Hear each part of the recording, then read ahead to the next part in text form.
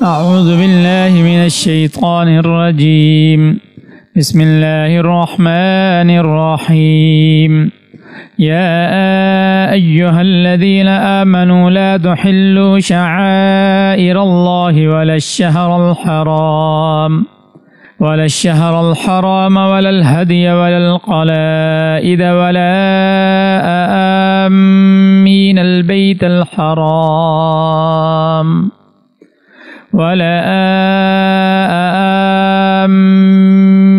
البيت الحرام يبتغون فضلا من ربهم ورضوانا وإذا حللتم فاصطادوا ولا يجرمنكم شنآن قوم أن صدوكم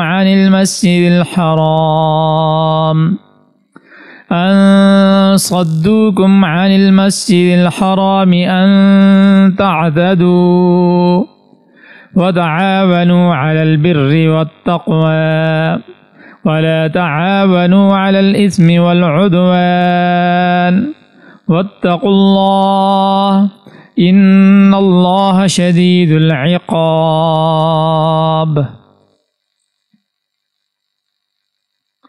اے ایمان والو، نہ اللہ کی نشانیوں کی بھی حرمتی کرو، نہ حرمت والے مہینے کی، نہ ان جانوروں کی جو قربانی کے لیے حرم لے جائیں، نہ ان پٹوں کی جو ان کے گلے میں پڑے ہوں، اور نہ ان لوگوں کی جو اللہ کا فضل اور اس کی رضامندی حاصل کرنے کی خاطر بیت الحرام کا ارادہ لے کر جا رہے ہوں، اور جب تم احرام کھول دو تو شکار کر سکتے ہو۔ اور کسی قوم کے ساتھ تمہاری یہ دشمنی کہ انہوں نے تمہیں مسجد حرام سے روکا تھا، تمہیں اس بات پر آمادہ نہ کرے کہ تم ان پر زیادتی کرنے لگو، اور نیکی اور تقوی میں ایک دوسرے کے ساتھ تعاون کرو، اور گناہ اور ظلم میں تعاون نہ کرو، اور اللہ سے ڈرتے رہو، بے شک اللہ کا عذاب بڑا سخت ہے۔ سورت کی پہلی آیت میں اللہ تعالیٰ نے ایفاء عہد کا ذکر کیا، عہد کو پورا کرنے کا ذکر کیا ہے۔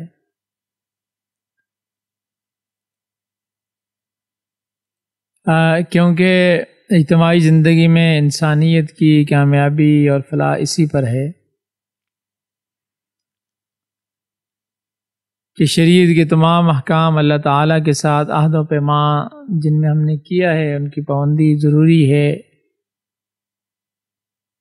اور پھر پہلی آیت میں ہی اللہ تعالیٰ نے حلت اور حرمت کے مسائل بیان فرمائے کہ تمہارے لیے بہیمۃ الانعام کو حلال قرار دیا گیا ہے، اور ان کے علاوہ وہ جانور حرام ہیں جن کا ذکر آگے آ رہا ہے، اور ساتھ یہ بھی بتا دی کہ البتہ احرام کی حالت میں حلال جانور کا شکار بھی نہیں کر سکتے جب تک احرام سے باہر نہ نکل جاؤ۔ یہ شروع میں اس بات کو ذکر کرنے کے بعد اب حرام جانوروں اور حرام چیزوں کا ذکر جو ہے وہ ترتیب وار آ رہا ہے۔ اور چونکہ ایمان والوں کے لیے حلت اور حرمت کی پابندی یہ نہایت ضروری ہے،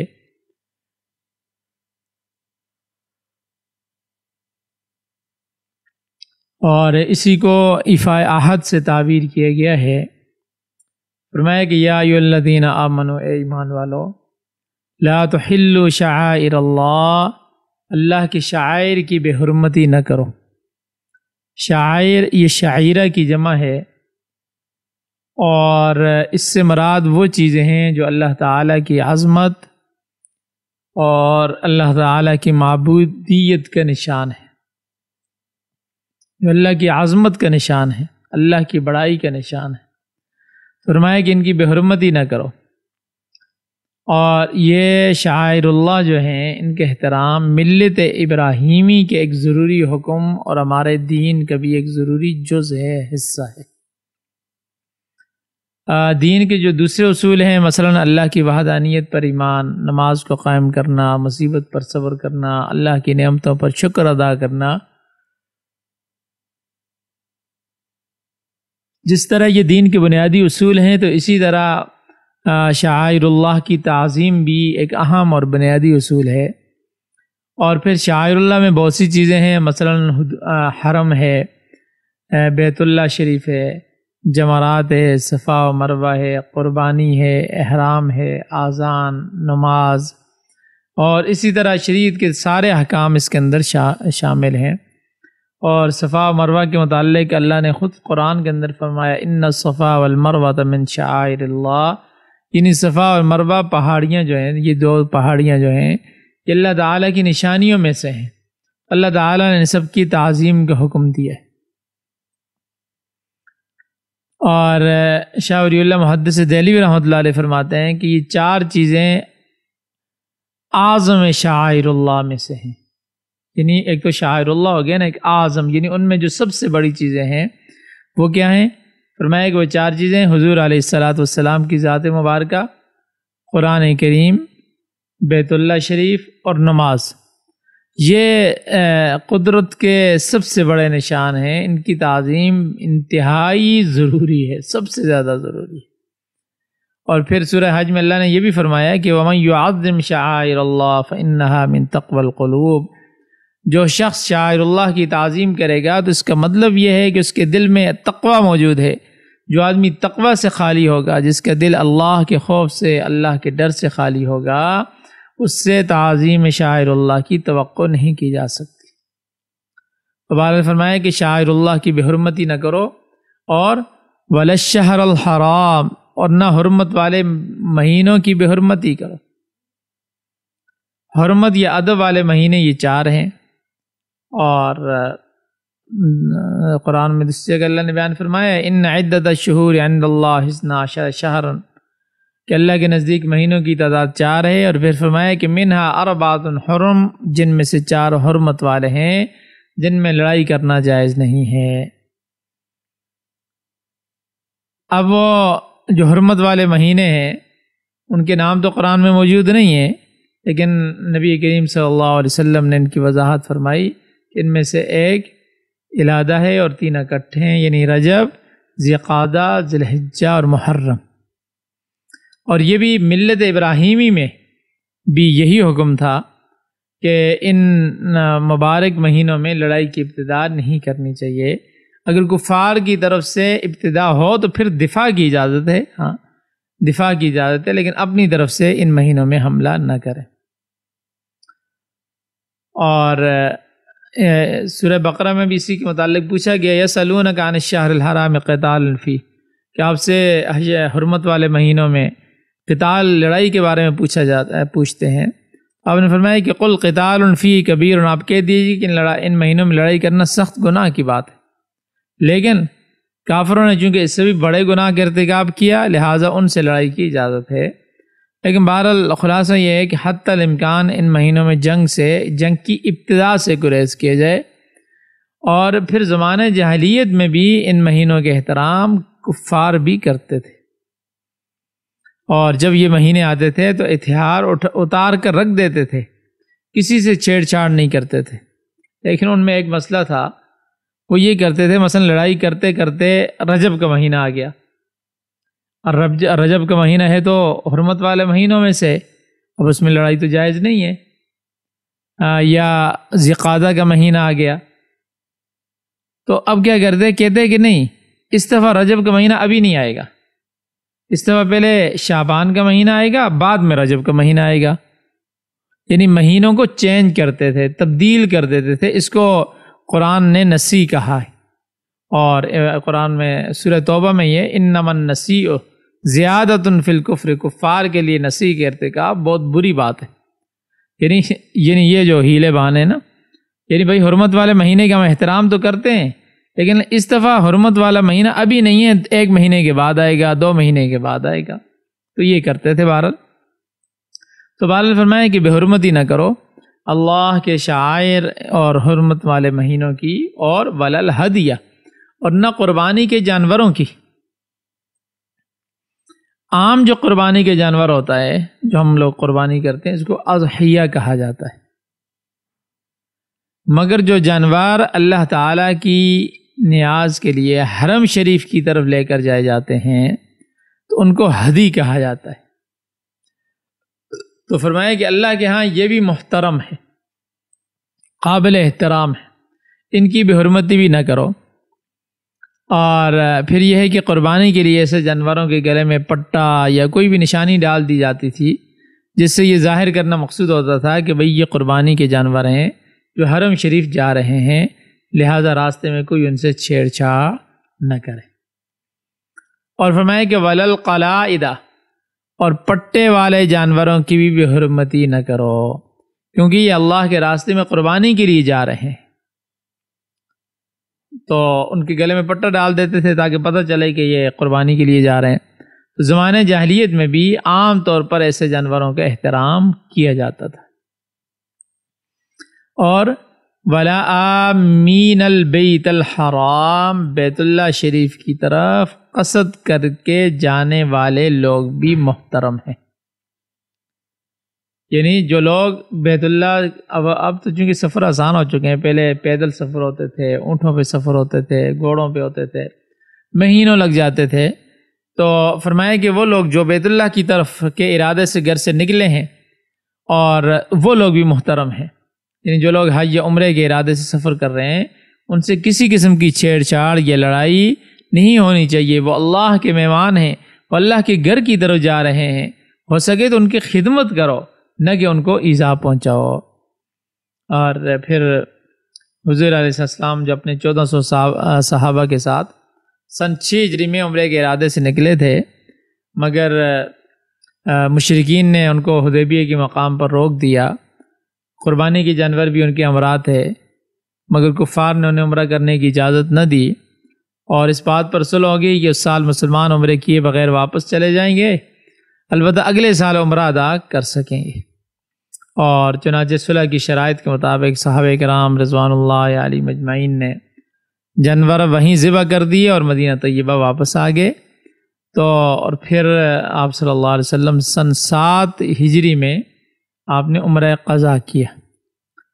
تو اس قسم کے جو واقعات تھے ان کو روکنے کے لیے فرمایا کہ حج اور عمرہ کے ارادے سے حرم شریف جانے والے لوگوں کے ساتھ بھی کسی قسم کا تعرض نہیں کرنا چاہیے، چھیڑ چھاڑ نہیں کرنی چاہیے، ان کی بے حرمتی نہ کرو، بلکہ ان کا ادب اور احترام ملحوظ رکھو۔ اور فرمایا کہ یہ ایسے لوگ ہیں جو یبتغون فضلا من ربہم ورضوانا، اپنے رب کا فضل اور اس کی خوشنودی تلاش کرتے ہیں۔ اور سورہ فتح میں اللہ تبارک و تعالی نے یہی 2 صفات حضور علیہ السلام کے صحابہ کی بیان فرمائی ہیں، محمد الرسول اللہ والذین معہ اشداء علی الکفار رحماء بینہم۔ پھر آگے کیا فرمایا؟ تراہم رکعا سجدا یبتغون فضلا من اللہ ورضوانا، آپ ان کو رکوع اور سجود کرتے ہوئے اور اللہ کے فضل اور خوشنودی کی تلاش میں دیکھتے ہیں۔ اب یہ کتنی بڑی یعنی ایک سعادت کی بات ہے، اور ظاہر سی بات ہے یہ سعادت کس کو مل سکتی ہے؟ ایک یہ ہے کہ میں یہ کہتا ہوں کہ میں یہ کام کر رہا ہوں، میں اللہ کی رضا کے لیے کر رہا ہوں، میں نماز پڑھتا ہوں، میں فلاں نیکی یہ کام کرتا ہوں۔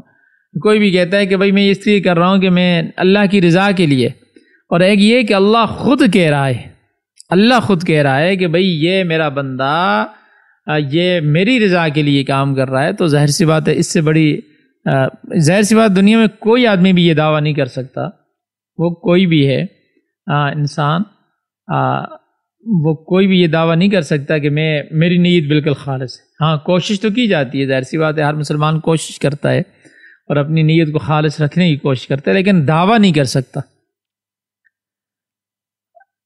کیوں؟ کیونکہ یہ تو ہمیں وہیں جا کر پتہ چلے گا اللہ کے سامنے کہ ہم نے یہ کام اللہ کی رضا کے لیے کیا یا ہمارا کوئی اور مقصد تھا۔ لیکن صحابہ کے بارے میں اللہ تبارک و تعالی نے خود فرما دیا کہ یبتغون فضلا من اللہ ورضوانا، کہ وہ اللہ کے فضل اور خوشنودی کی تلاش میں ہیں۔ اور تو بہرحال فرمایا کہ اور اسی طرح پھر یہ جو فضل ہے، یبتغون فضلا فضل جو ہے رزق حلال سے بھی، فضل کو رزق حلال سے بھی تعبیر کیا گیا ہے۔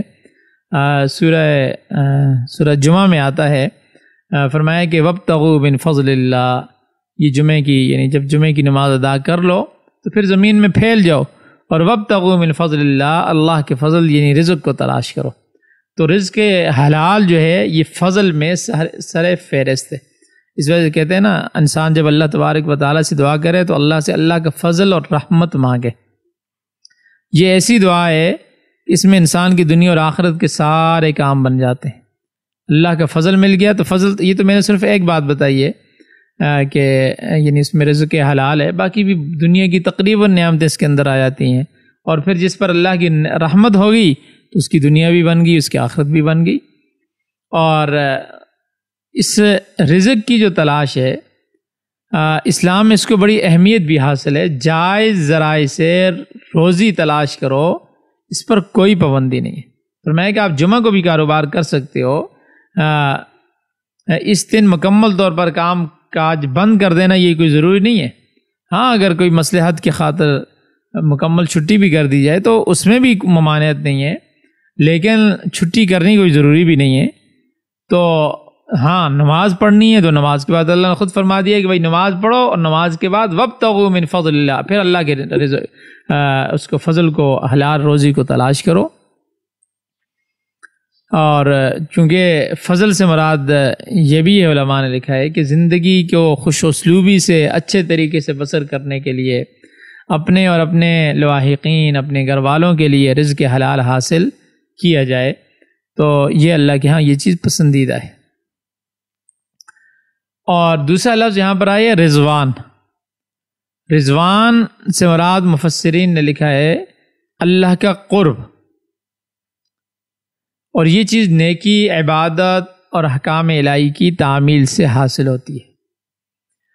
جیسا کہ آیت میں فرمایا نا، شعائر اللہ کی تعظیم بھی یہ اللہ کے قرب کا ایک ذریعہ ہے۔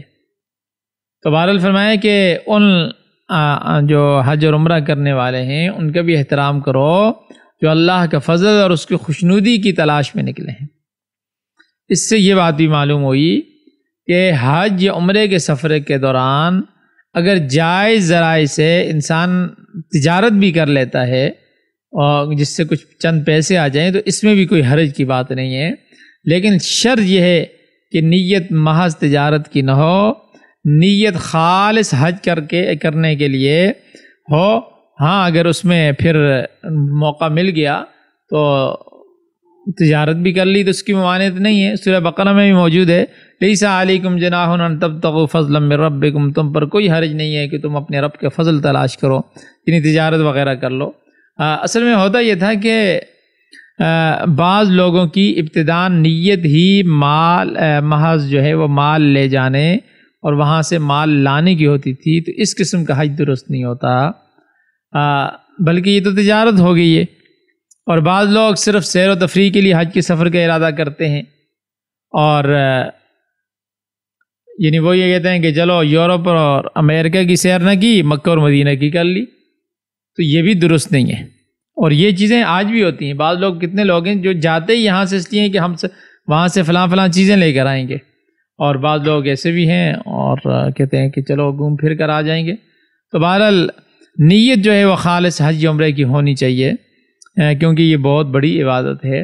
اس سفر میں مال خرچ کرنے کے علاوہ جسمانی مشقت بھی اٹھانی پڑتی ہے، اور ظاہر سی بات اس میں بڑی پابندیاں ہیں، اور بڑے اعلیٰ درجے کی عبادت ہے، اور جسے خلوص کے ساتھ ہی ادا کرنا چاہیے۔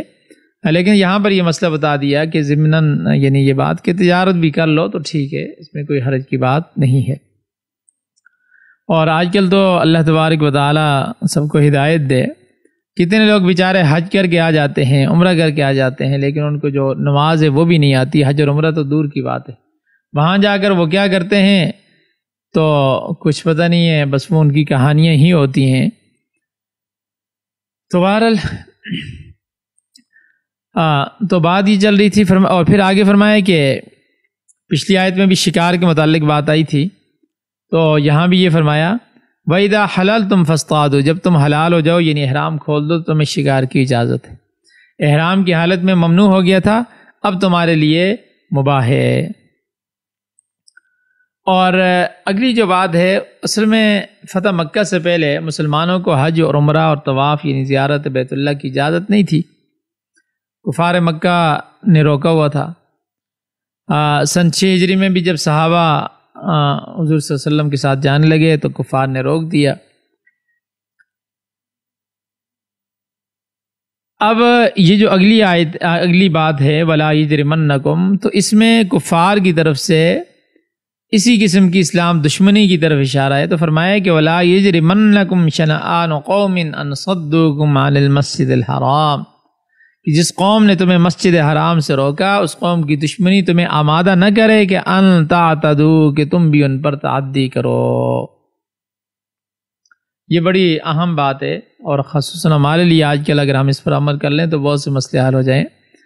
یعنی اسلام کی کمزوری کے دوران جو کچھ ہو گیا، کافروں نے جو کچھ کیا، اس پر درگزر کرو۔ اب جبکہ اللہ نے تمہیں غلبہ دے دیا تو اب تم بھی ان پر اسی طرح زیادتی نہ شروع کر دینا جس طرح مشرکین تم پر کرتے رہے۔ یعنی مقصد یہ ہے کہ یہ بات مسلمان کی شان کے خلاف ہے کہ وہ برائی کے بدلہ برائی سے دے۔ اور اسی وجہ سے مولانا شریف تھانوی صاحب رحمۃ اللہ علیہ فرماتے ہیں کہ جس طرح الحب فی اللہ میں حد سے بڑھنا یہ خرابی کا باعث ہے، اسی طرح البغض فی اللہ، یعنی ٹھیک ہے بغض ہے، کسی سے نفرت ہے، وہ اللہ کے لیے، لیکن اس میں بھی ایک حد تک ہونی چاہیے۔ مشرکین سے نفرت ضرور ہے، اور یہ ہے بھی محض اللہ کی رضا کی خاطر، مگر یہ نفرت ان کے خلاف دشمنی کا رنگ اختیار نہ کر جائے۔ انہوں نے بلا شبہ مسلمانوں پر زیادتی کی، تمہیں تکالیف پہنچائی، مگر تمہیں ان پر زیادتی کرنے کی اجازت نہیں ہے۔ اور دوسری بات یہ فرمائی کہ وَتَعَاوَنُوا عَلَى الْبِرِّ وَالتَّقْوَىٰ، نیکی اور تقوی کے کاموں میں ایک دوسرے کے ساتھ تعاون کرو، وَلَا تَعَاوَنُوا عَلَى الْإِثْمِ وَالْعُدْوَانِ، اور گناہ اور زیادتی کے کاموں میں ایک دوسرے سے تعاون نہ کرو۔ اچھائی سے تعاون اور برائی سے عدم تعاون، یہ ایک اہم اصول ہے جو اللہ نے یہاں پر بیان فرما دیا۔ کہ قرآن اور اسلام میں اس کو بڑی وضاحت کے ساتھ اس کو بیان کیا گیا، بلکہ اس کے ایک موضوع ہے کہ پورے جہاں میں جہاں بھی کوئی مسلمان موجود ہے، نیکی میں اس کے لیے اس کے ساتھی بنو، اس کا تعاون کیا جائے۔ اور آج کے زمانے میں نیکی کی بجائے برائی کے کام میں تعاون کیا جاتا ہے، تو ظاہر سی بات ہے پھر اس کے نتائج بھی ایسے ہی نکلیں گے جو آج کل نکل رہے ہیں۔ اور اسی وجہ سے شیخ عبد القادر جیلانی رحمۃ اللہ فرماتے ہیں کہ عدل اور انصاف یہ تقوی کی روح ہے، یعنی تقوی کی جو اصل روح ہے وہ عدل اور انصاف ہے۔ جو آدمی انصاف نہیں کرتا ہے، اس کے اندر انصاف نہیں ہے، عدل نہیں ہے، تو وہ تقوی سے خالی ہے۔ اور اللہ نے بھی یہی حکم دوسری جگہ بھی دی، ان اللہ یأمر بالعدل والاحسان، یعنی اللہ عدل اور انصاف پر قائم رہو اور احسان کرو، اس بات کا حکم دیتا ہے۔ اور پھر آگے فرمایا واتقوا اللہ، اللہ سے ڈر جاؤ۔ اللہ نے شروع میں ایفاء عہد کو حکم دیا، اس کو پورا کرو، اگر اس کے حکم کی خلاف ورزی کرو گے تو یاد رکھو ان اللہ شدید العقاب، بے شک اللہ تعالیٰ سخت عذاب والا ہے۔ وہ جب وہ مجرمین کی گرفت کرے گا تو پھر ان کو چھوڑے گا نہیں، اس کی پکڑ بڑی سخت ہے۔ کوئی شخص جو اللہ کے قوانین کے خلاف ورزی کرتا ہے، کے خلاف کرتا ہے، اور حلال اور حرام سے بے نیاز ہو جاتا ہے، وہ شعائر اللہ کی بے حرمتی کرتا ہے، برائی میں تعاون کرنے والا ہے، وہ اس کی گرفت سے نہیں بچ سکتا۔ اس لیے فرمایا کہ اللہ تعالیٰ سے ڈر جاؤ۔